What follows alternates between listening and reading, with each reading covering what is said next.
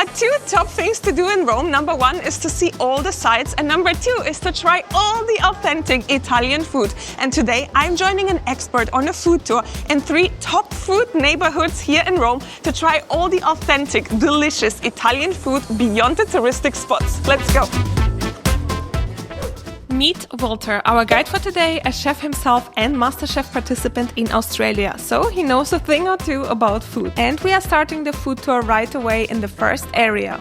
In Campo de Fiori, this is one of the busiest markets in all of Rome and the most famous. It's open every day from 8 a.m. till about 4 p.m. in the afternoon. But we are not here for the market. We are here to go to a hidden spot right in the middle of it all. Norcineria Viola. The word norcineria is like saying delicatessen in Italian. This is where you come and get all your things like cheese, salame, prosciutto, all those yummy things that we love to eat so much. They're very Italian. Now, they've been making this since 1890. You know, once upon a time, if you came to this shop, you would see all the meats hanging outside the front of the shop. But these days, obviously, with health reasons, you can't. But we're going to go in and try some yummy things. Okay, we ready to go inside? There's a big animal there. There is. That's a cinghiale, a wild boar. They make salami with that as well. So It's real? It's real. Okay. It's very real. Come I'm here. ready.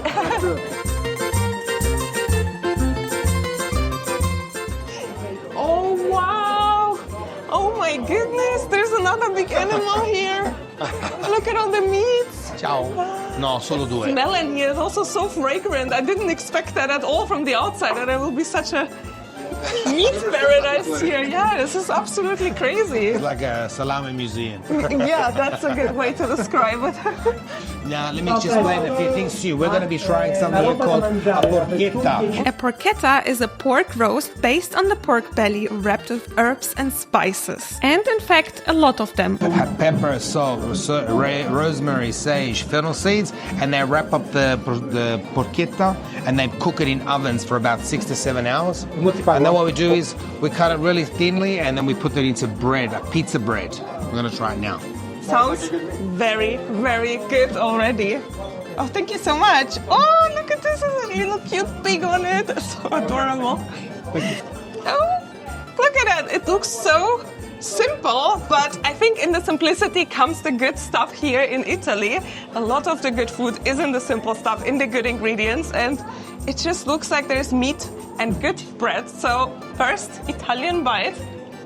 There's so much flavor in that. I can feel the peppercorns and the spices. I actually don't love meat that is so fatty. Yeah. But this one is top. And that's why the bread is good because the bread takes in all the fat as well when you're eating it. So you don't need anything else in it. Some people say, oh, mayonnaise or cheese. No, nothing. That's right. There's such a variety of meats in Italian cuisine that to truly enjoy it in the authentic way, you would almost need the knowledge of a local butcher. Each cut has its own story, its own place in the kitchen. Luckily, on this tour, we get to uncover a few of those key ones, like the essential meat that makes a real carbonara possible. This here is called the guanciale, or these things here. These triangular things. When you say guanciale, guancia means cheeks. So it's the pork cheek. That's what they use to make the really important dishes like carbonara. If you use something else, you cannot call it carbonara. And that's what the guanciale looks like. If you cut it, that's what it looks like. See all the fat? And it doesn't have a lot of meat. So when we have carbonara, is it with also the flavors or like the spices on it? Yes. Or is there like a more basic version? No. Carbonara is just guanciale, eggs and cheese. That's it. There's no onion, there's no garlic, there's no pepper, there's salt. Maybe they put some black pepper, but that's it.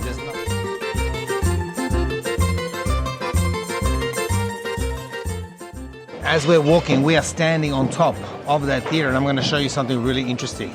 Come with me. Secret spot? Yeah. That's what I like. No, secret spot.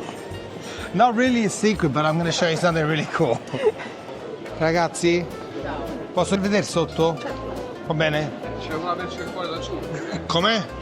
Oh, there is already here a sign, right? Yeah. From the theater, so we're gonna see that in the restaurant. At first glance, this restaurant looks like a classic trattoria, but step inside and you're dining on history itself. The place is built directly over the ruins of Pompeii's ancient theater, the very one where Julius Caesar was assassinated. Cool. I would have never known ever in my life. Since 1922, people have been eating here not just for the food, but for the chance to sit where centuries of history still echo beneath the walls.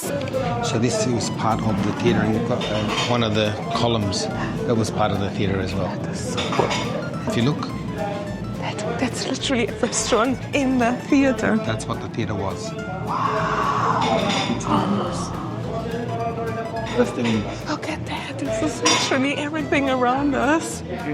And there's a statue of how it used to look like. I can't believe it right now. I'm like a little bit speechless. This is like being in the Colosseum, but eating in the Colosseum. No way. You need to come back here. That's amazing. Let's head back up. Oh, there's the statue. How much more there's still hidden below us that hasn't been found yet? There's lots. They keep finding things all the time. That's why our metro system, the subway, we don't have a big subway system because every time they dig, they find things. Yeah. Yeah. Now let me show you something. See this building? Yeah. See how it's curved and it Yes. goes like that? That's because it's on top of the amphitheatre of the theatre. So I showed you before that this was a theatre. Yes. And they used that as the foundations and they're built on top. So that's why the building is curved this way. That's, Cool. I wouldn't know. I wouldn't think it's so old. The building looks quite modern. It is because they're built on top. So if you, so underneath is the original theatre, and this was built on top of that theatre. What I love is how history weaves itself naturally into the tour, without ever leaving the flow of our walk to the next destination.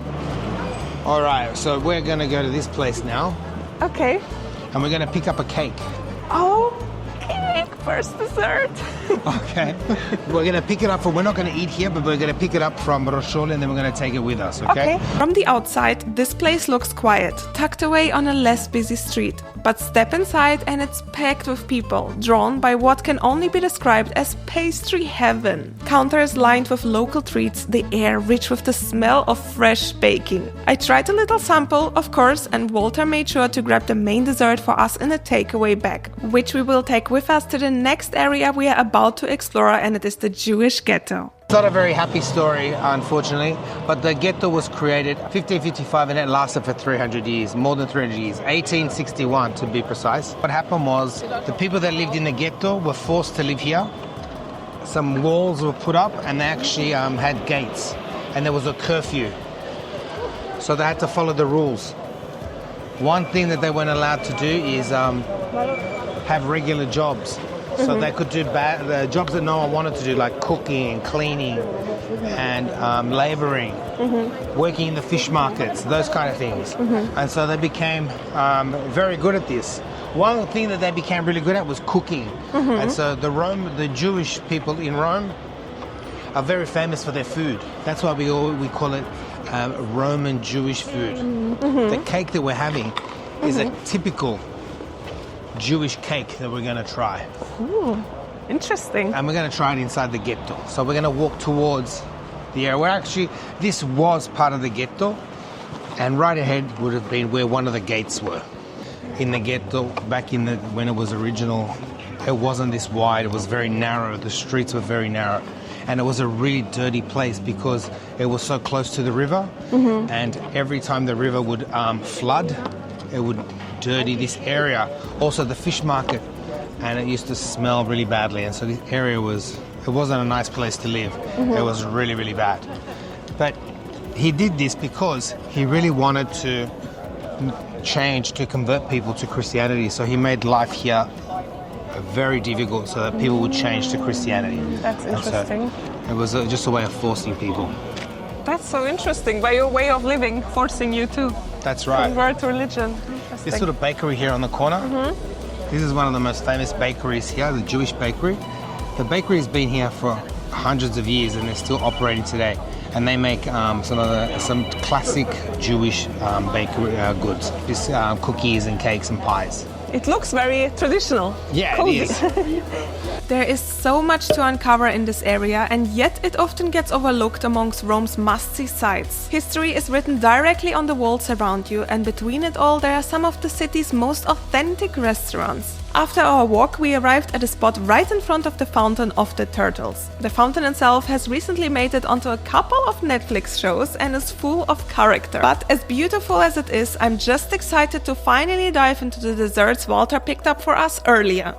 Ciao, sono con il gruppo. Ooh, it's a bar. Il gruppo che sì, Getting more sì, siamo alcohol now. 3 in totale. Ti posso...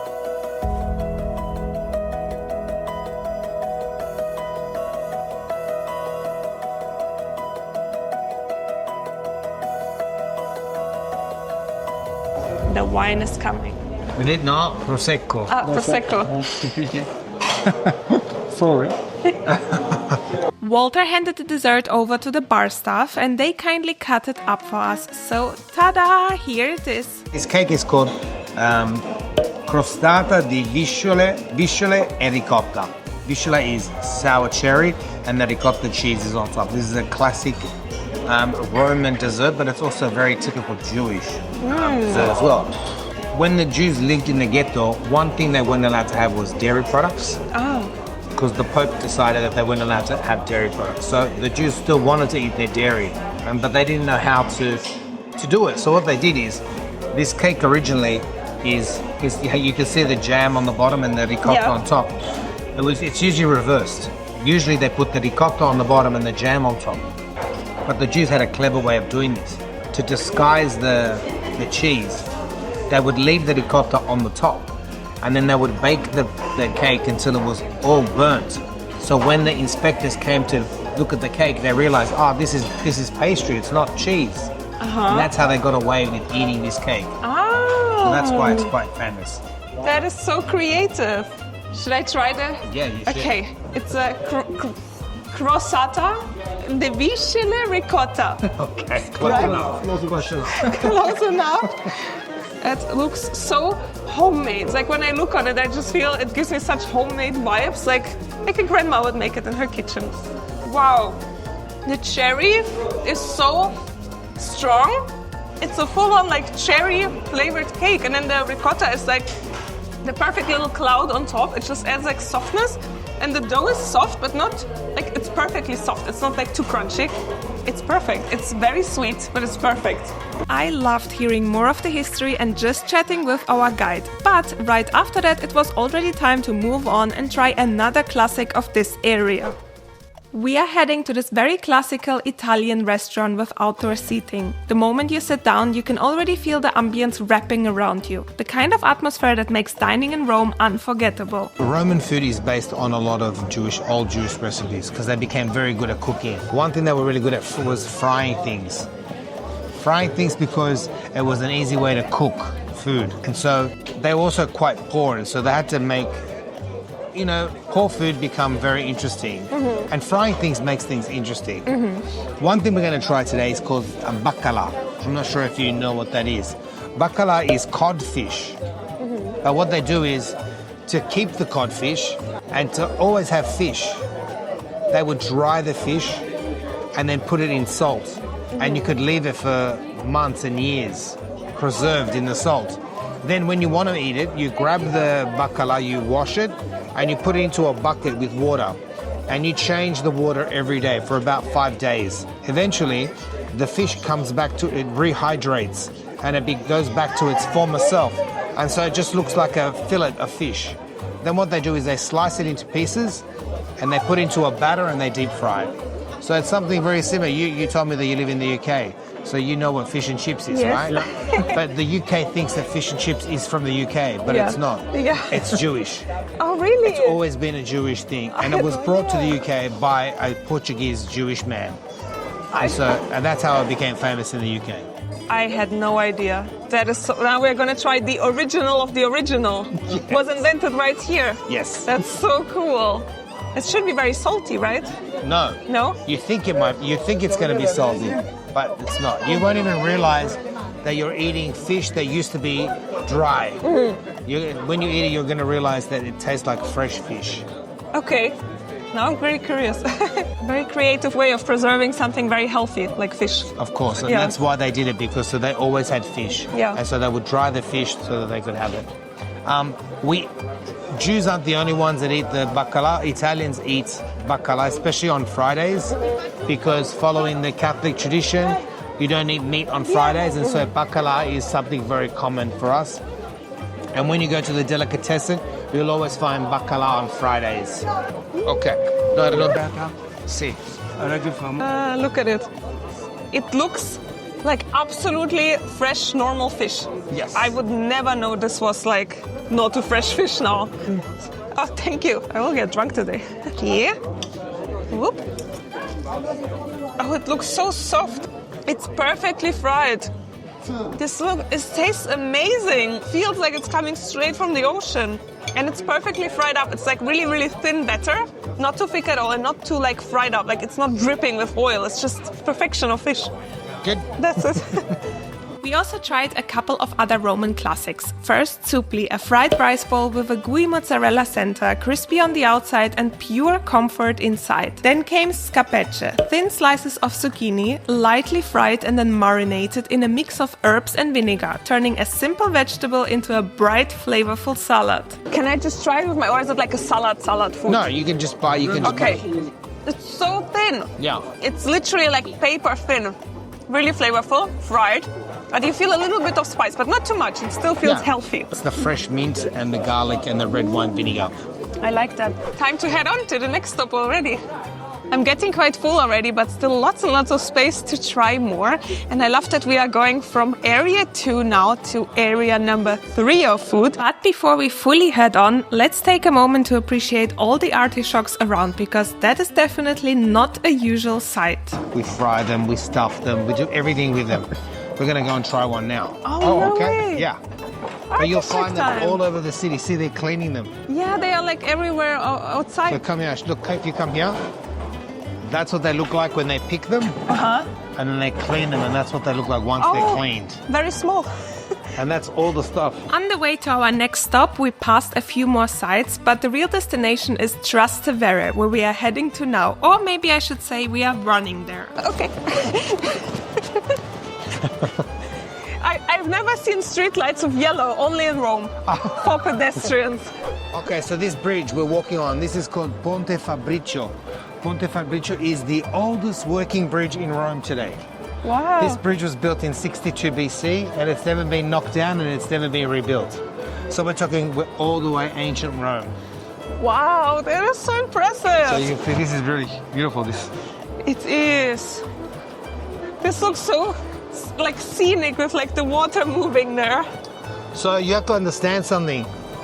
Back in ancient times, Rome was on that side. That side of the river was not considered Rome. Mm-hmm. This here, you see, is an island. They built this island on purpose to keep all the sick and all the criminals away from Rome. Uh-huh. And so this bridge connected the island to Rome.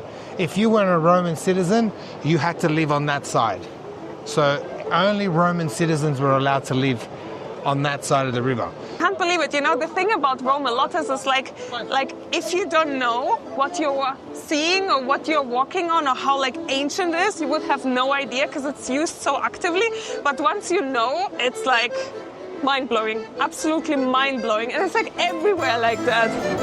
Trastevere, which literally means across the Tiber, has always been a little apart from the rest of Rome. Once home to working-class Romans, artists and outsiders, it's now one of the most beloved neighborhoods in the city. Over the centuries, it kept that character of being slightly different with a strong local identity. Today, it's one of the city's most atmospheric quarters, known for its winding alleys, lively nightlife and, of course, its food. Trastevere feels less like a showcase for tourists and more like a neighborhood where Rome's layers of history and daily life are still tightly woven together. Now, Trastevere is full of bars and restaurants. It's always been about food, even back in ancient Roman times. Mm-hmm. And this is where you come and eat classic Roman food. Some really old-fashioned, home-style cooking here. But we're about to go to D'Anzo. D'Anzo is one of the most popular restaurants and one of the best restaurants in Trastevere. We're going to try something that you've never had before. Oh, wow. Okay. What did I never have before? I'm not going to tell you yet. You're going to have to see. Is that the one? That's the one. With the queue? Yes. And we are skipping the queue. We're not going to sit down. We're standing up. Oh, okay. We're standing up. We're standing over here. The reason it is so packed here is because you can't book a table, you just have to come and wait here. Try the deep fried artichokes. Carciofo alla giudia, Jewish style artichokes. Because the Jews were the ones that made it famous. But we left now the Jewish quarter, so how come that the artichoke is like we're trying it here, not there? Because Diansel grows his own artichokes, and we're going to have really, really fresh artichokes. And Diansel is famous as well. But this used to be a Jewish area as well. So once upon a time, this was a Jewish area of the city, not just the ghetto. So you can say we were in an original Jewish area. But let me go order them, okay? Okay. Oh, I think it is coming. Okay, grazie. Grazie. Sì, grazie Pina. Oh, I feel so special. I just got it delivered like that. It looks so pretty. Thank you very much. Smells so good. Thank you. Okay, so this is the deep fried artichoke, carciofo alla giudia, Jewish style artichokes. The way you eat it is you start to pick on the edge and you work your way into the middle and there should be nothing left. Okay. Okay, you eat all of it. Look how it looks. It looks like a flower. It is a flower. Scared to touch it. It's like falling apart by pieces and it's perfectly fried up. No? Interesting. It's like very herby. So crunchy though. It's like very... So it starts off crunchy and as you work your way into the middle, it gets softer and softer. It's like the perfect snack food, I feel. Yeah. Like watching a movie or something. You just take a little bit of your flour. Can I get to the middle? Yeah, pick it up. I don't want to lose anything. It's too good. Can I break it? Yeah. Okay. You can break it and eat it like that too. You don't have to pick at it. Ooh, oh, now it's getting hot. Look at it. It's like full on different, almost consistency. It's very nutty. Meaty, almost like a mushroom consistency, kind of. But then the flavor is a bit nutty, oily, and very like plain because there's only salt on it, so you don't get like overload of flavors. It's like the perfect little fried snack food with different consistencies on it. Now I'm gonna continue eating that while walking in this my most favorite neighborhood almost in Rome. Just a short walk later, we've already reached our next food stop. From the outside it looks simple, almost ordinary, but inside it holds so much more. It's a very old building. This building goes back to 1257. But this is what you see of the original building is just this bit here, the facade of the building. This started off as something that wasn't a restaurant. It was nowhere near a restaurant. It started off as a synagogue. Because remember, in the area it was a very Jewish area, and this was one of the many synagogues in this area. Now, it suffered a fire, and that's why part of it was destroyed. The only thing that remained was this part here. There were many synagogues in this area, but they were all destroyed when the ghetto was built and the Jews were pushed into the area. So that's why it was no longer a synagogue. So the building took on many other forms. Okay, for many, many years it was many different things. And then in 1844, one day when the new owners were doing some work, while they were digging, they came across an ancient Roman courtyard under the floor of the rest of the building. Now, the courtyard today is the wine cellar of this restaurant. So we're going to go and check out the wine cellar. And we're also going to see something that they found in the wine cellar that is very big, especially for the art world. Another surprise. Another surprise. Come. Thank you. Oh, wow. Straight up down. Starting off with normal stairs, and then we're getting to like ancient stairs already. It smells like a cellar as well. It smells really like a moldy smell. So did you count the stairs? Wow, I didn't There's count. 28 steps. Each step is 75 years back in time. No way. That's crazy. Wow. That's so impressive. That is insane. That is absolutely insane. I would never find it on my own. So the courtyard is dated to 80 BC.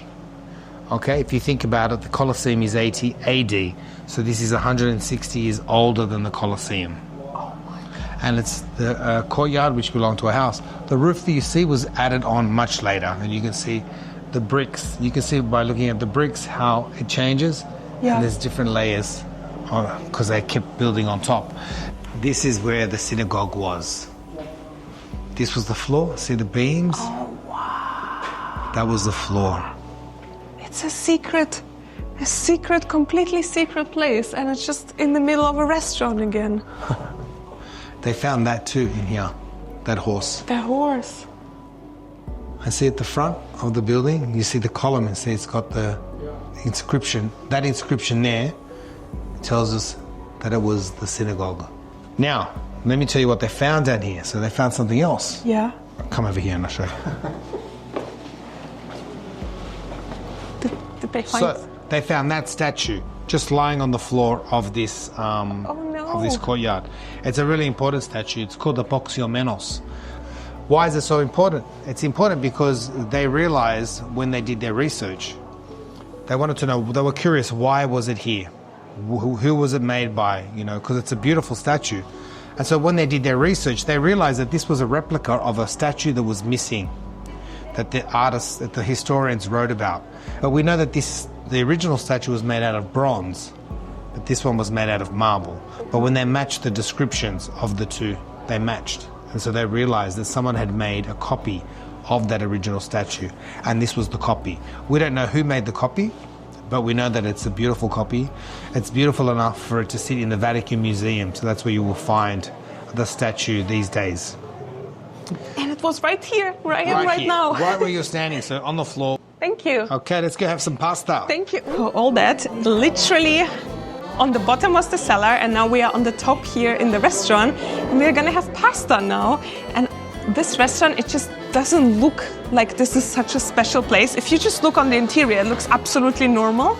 And then downstairs is such a special thing. And that's exactly why I love to take food tours, is because you find stuff like this that, first of all, I would never know exists. And secondly, I'm not sure you can even get there by yourself, because the other guests were like, why is everyone going down there? What is there? But we get down there and I'm really happy now. We started our meal with some great wine from the cellar that we have just visited. I'm not a wine expert by any means, but this was a really good wine. Okay. Thank you very much. Okay, so this is what I was telling you about. This is called Amatriciana. Can you say it?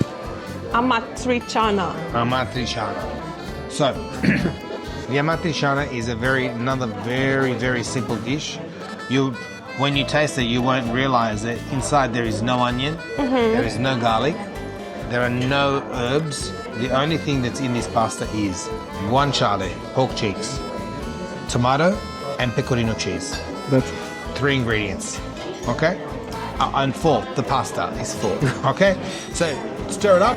Oh, it's so nice. The dish uses only a few ingredients, but each one is bursting with freshness and flavor. It feels like homemade comfort food, only elevated by the touch of a chef who's thought through every detail. I think this is my favorite part.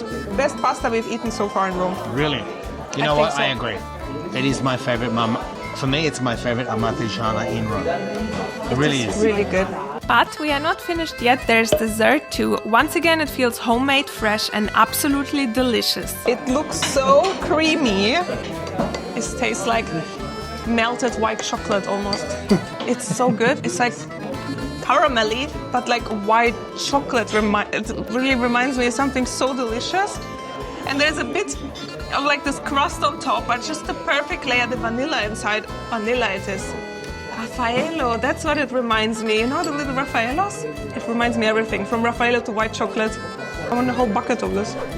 You would think we are done eating, and trust me, we are already so full, but there's still one thing missing, and in Rome it's an absolute must. Can you guess what it is? Gelato time! Okay. Woohoo! The reason why we come here is, as the sign says, gelato artigianale. So it's homemade, natural gelato. There's no artificial anything in the gelato. So how do you know if you're eating a gelato which is a good gelato or a bad gelato? You look at the color of the gelato. No bright colors, no bright yellow, bright orange, all those things. For example, banana should not be bright yellow. We don't eat the outside of a banana, we eat the inside, okay? Another thing, when the gelato looks like a big cloud, that's not good, okay? They pump air into the gelato to make it look bigger and fluffy, but it should be nice and compact. So always look for the compact gelato, and it should just be just on the edge of the top. Maybe a little bit, but not too much, okay? So always look out for those things if you want to eat an authentic gelato. Okay, we can have 2 flavors here at Fata Morgana. Okay. And also, guys, whipped cream on top of your gelato is something we do in Rome. You have to have whipped cream on your gelato. Okay? I trust you, so. Okay. Whatever you say. Oh, it's open, the gelato. Is that still gelato, even though it's open? Yes. Really? I thought always only the closed ones are gelatos. No. So this is, see, it's compact. Yeah. And needs to be compact like that. The one where they open the lid to go inside, that's like extra special gelato. Okay, but it's not better or worse. It's just they keep the temperature very stable with the lid. That is so interesting, because that's what I always thought is like the sign for gelato, but apparently it's not. It's all about how it looks like. So excited to try it. You can have a little sample. Now, another thing about the gelato, anything that's fruit flavor doesn't have any milk. Okay. Okay, so things like, strawberry and white wine and lemon, it's so good. The avocado White and wine lime. and gelato, that's interesting. You should try it. You won't taste wine, but if you want to try it, it's really, really good. The ricotta, that's really good. Ricotta, honey and coconut. It's such interesting flavors, I have to say. Not like the usual, just chocolate, avocado, lime and wine. What do you say? Like that with fruit. For me, basil, walnuts, honey. Or if you want something sweet and earthy, like the punch paradise, it's strawberry, white wine and lime, plus ricotta cheese, honey. That's good. Also coffee. I will take the strawberry because it's already 2 people recommending that. And then maybe the walnut sound. No, wait, basil, walnuts and honey. That's so interesting. Okie dokie. Let's try the strawberry. Am I mixing it with the cream together? There's so much pressure now. Oh my god. There's so much strawberry. It is so delicious. Did you take the strawberry? You're missing out. I tried all of my flavors and not my flavors, and every single one was unique and delicious. This gelato spot is actually a chain, so you can find it in different parts of Rome as well. What makes it even better is that unlike the famous places with long queues, here there was no waiting line at all, and the gelato was still spectacular. That's proof that in Rome, great gelato isn't always about the line outside. I am finishing off now the last bits of my gelato. Unfortunately, the food tour is coming to an end, and it has been such a fantastic tour. Walter is truly an amazing guide. He's so knowledgeable, not only about the food, but the ingredients, the places, even the chefs that cook it, because he's also a chef himself. It's like a perfect match for today's tour. I've learned so much. I've eaten so well. And all the little hidden spots we've seen today, I would have never ever found them without the food tour. So I'm so happy I took it. And if you want to take the same food tour, the link is down below. Thank you so much for watching. If you've enjoyed this video, please be sure to hit that like button to support me and so that other people can find it as well. And I will see you in the next one. Bye!